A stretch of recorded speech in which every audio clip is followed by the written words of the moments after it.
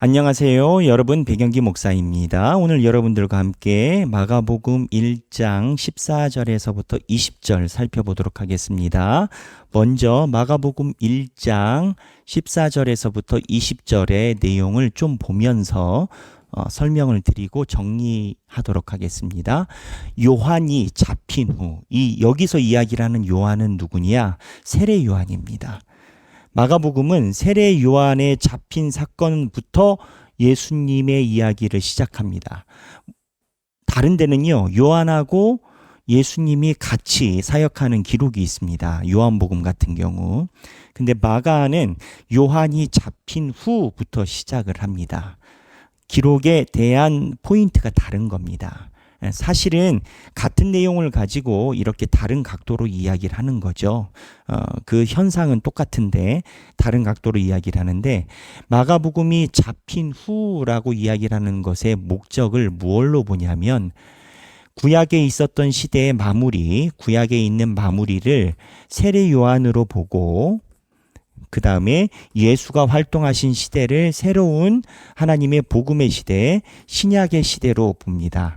그래서 마가복음은 요한이 잡힌 후라는 그러한 포인트를 직접적으로 이야기를 합니다. 그래서 이제 요한이 의도하는 바는 예수 그리스도가 시작을 한다라는 거예요. 포인트. 근데 이 포인트를 이야기를 하는 목적이 있습니다. 예수께서 갈릴리에 오셔서 하나님의 복음을 전하는데 이 포인트를 말하는 목적이 뭐냐? 바로 때입니다. 때가 찼다라는 거예요.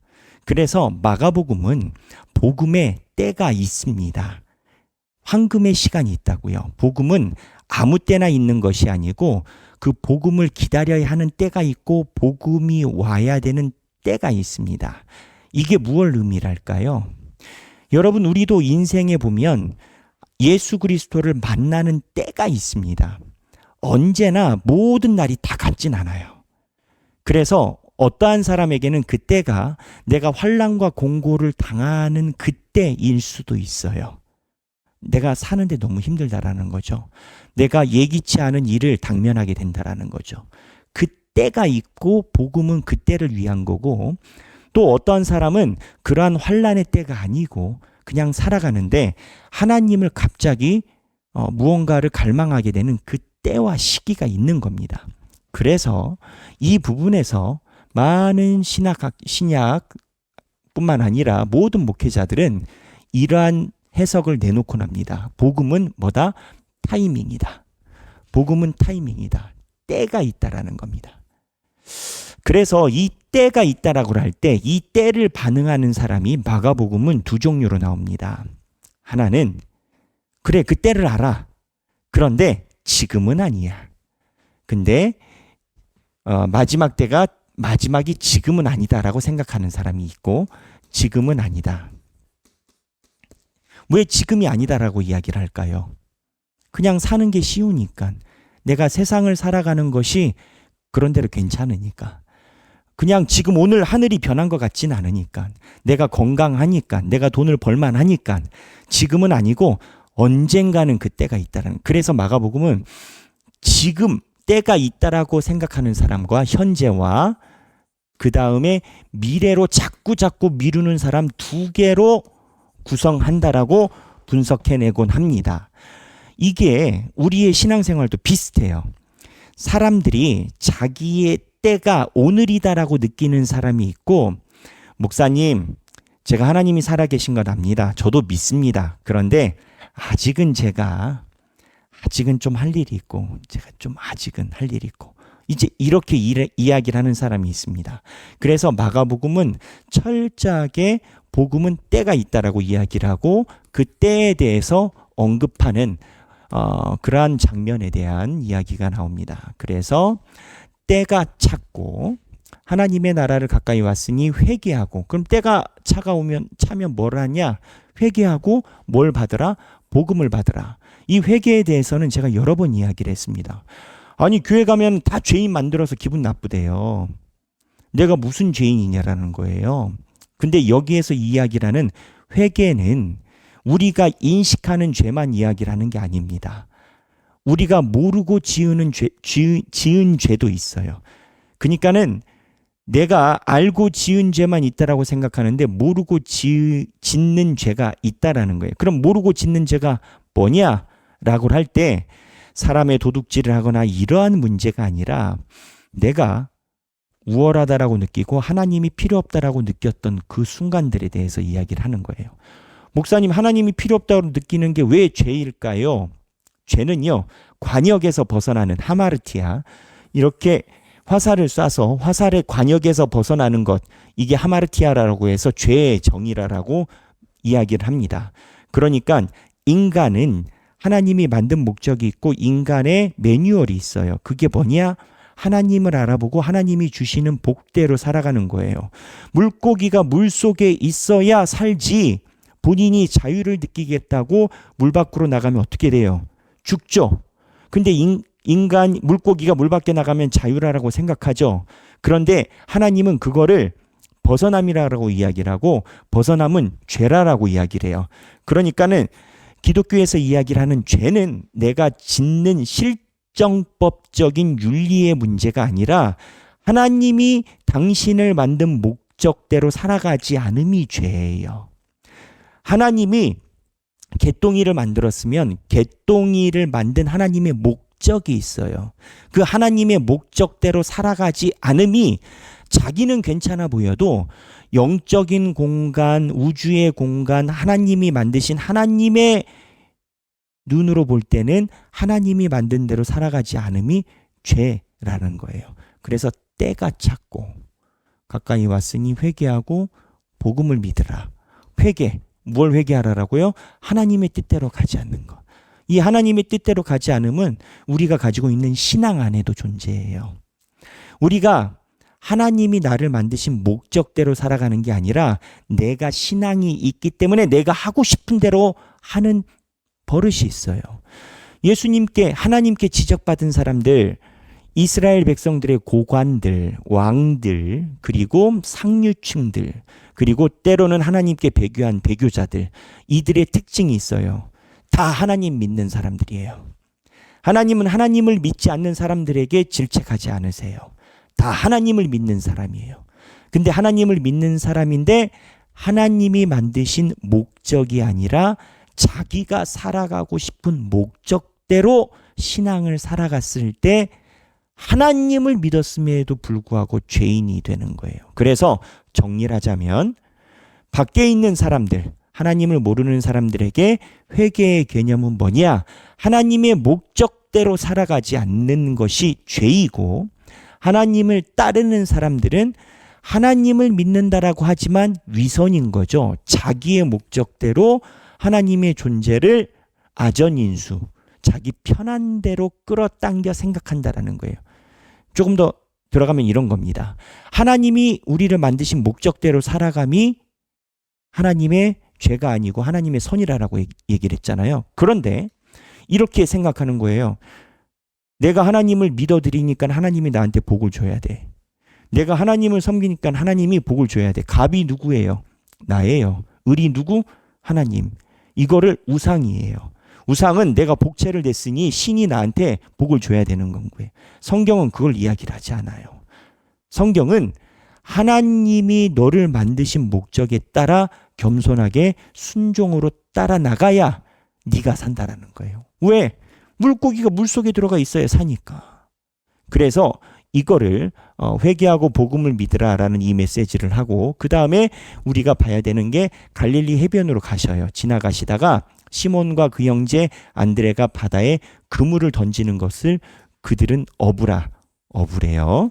자, 우리는 어부가 그 당시에 어느 정도의 생활 수준을 가지고 있는지 측정이 불가능합니다. 그러나 많은 연구에 의하면 이 어부들의 생활 수준이 중상층 이상이라고 이야기를 해요. 물론 이제 이거에 대해서 정확한 데이터는 힘듭니다만 무슨 얘기냐? 아예 가난한 사람들이 아니라라는 거예요. 그러니까 예수님을 따를 때 실패한 사람들이 아니에요. 직업이 있어요. 어부니까 배가 있어요. 배 있으면 부자예요? 아니에요. 자기 배 가지고 있으면 부자지. 지금도 부자인데. 그런데 나름대로 자기 인생을 사는 사람들에게 뭐라고 얘기를 하셨냐? 지나가시다가 시몬 그 바다에 금을 던지는 걸 보시니 그들은 어부라. 뭐라고 얘기를 하시냐? 예수께서 이르시되 나를 따라와라. 내가 너희로 사람을 낚는 어부가 되게 하리라. 이렇게 이야기를 하세요. 그래서 이 사람들이 어떻게 하느냐? 곧 그물을 버려두고 따르고 조금 더 가시다가 세베대의 아들 형제 요한을 보시더니 그들도 배에 있어 그물을 깁는데 똑같이 부르시니 함께 배에 두르고 예수님을 따라간다. 그래서 이 사람들이 예수님을 따랐다라는 기록이 본인들이 먹고 사는 게 힘들어서가 아니었어요. 그런대로 살았어요. 그런데 그들은 예수님이 따르라라고 할 때 따랐어요. 무슨 얘기냐? 예수님 제자에게 필요한 건 순종이었다라는 거예요. 왜 순종이겠어요? 그들은 굳이 예수님께 순종하지 않아도 되는 형편을 가지고 있어요. 근데 예수님이 따르라라고 할 때 따랐어요. 그러니까 예수님을 믿는데 가장 중요한 게 뭐냐? 예수님이 부르신 대로 따르는 거예요. 여기에서 자기 의지가 뭐가 있어요?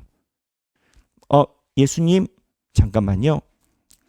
그래요. 제가 예수님 따르면은 제가 무슨 일을 하는 거죠?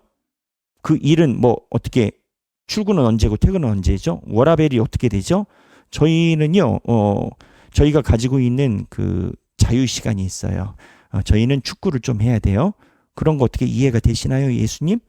아직은 우리가 준비가 안 됐는데 준비가 안 된 상황을 예수님이 이해해 주시나요? 성경은 그러한 흥정의 멘트가 없어요.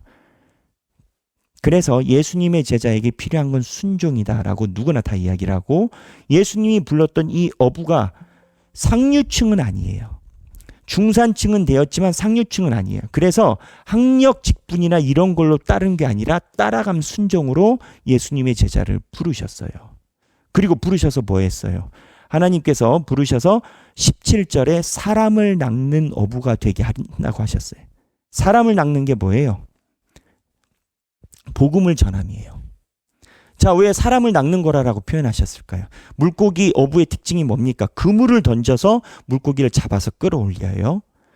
복음을 전함이 뭐예요? 하나님을 알아보지 못하고 자기가 옳은 대로 살아가는 사람들에게 당신들이 하나님의 말씀대로 살아가야 된다라고 이야기를 해요. 그 사람들이 물 속에 있다가 끌어올려와요. 세상을 바꿔요. 변혁을 일으켜요. 이게 죽어가는 영혼을 살리는 거예요. 그래서 제자들의 목적은 사람을 낚는 겁니다. 사람을 살리는 것.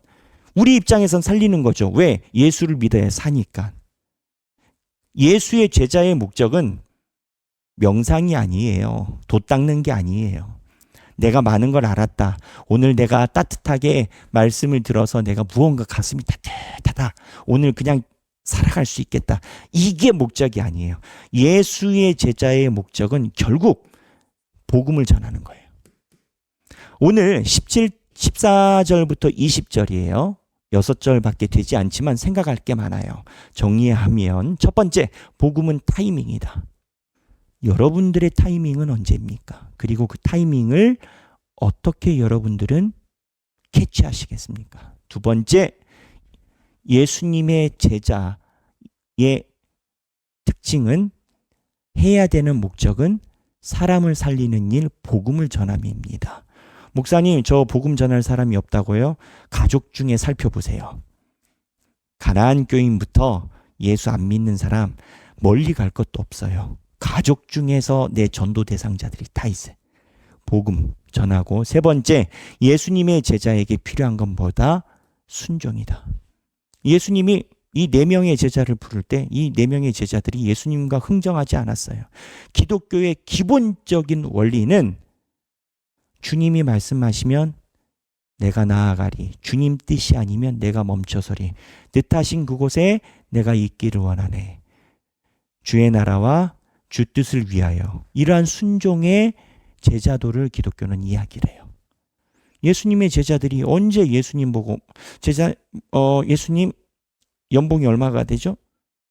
제가 교회에서 봉사를 하면, 그래요. 제가 교회에서 봉사를 하면 필요한 장비는 어떻게 목사님이 또 예수님이 어떻게 좀 지급이 되나요? 그것도 안 주면서 봉사를 하라고 그래. 그건 제가 조금 저는 생각을 좀 필요할 거예요. 그렇게 접근하지 않아요. 예수님의 제자에게 필요한 건 순종이었다. 여러분, 저는 제 마음의 소견에 오른 대로 말씀을 전하는 건 잘못됐다라고 생각합니다. 그렇기 때문에 저는 이제 솔직히 얘기를 하겠습니다. 성경 어디를 갖고 와도 그냥 이렇게 턱 떨어졌는데 성경 펼쳐졌다. 저 설교할 자신이 있습니다.